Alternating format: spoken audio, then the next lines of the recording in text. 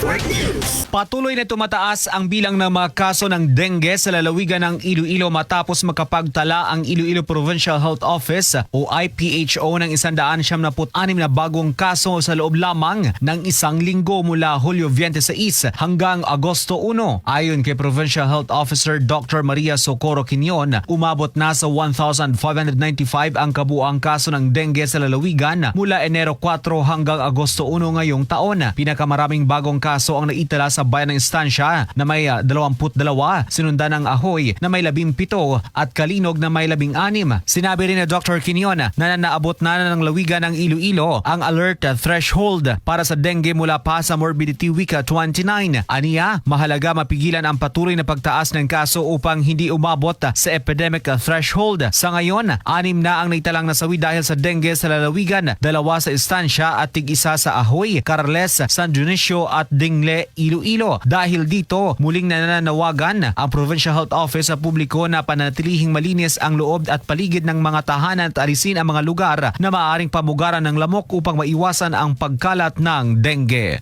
Kasama mo sa DYIC IFM Iloilo, Idol Real Darka Tatak, RMN. RMN Network News.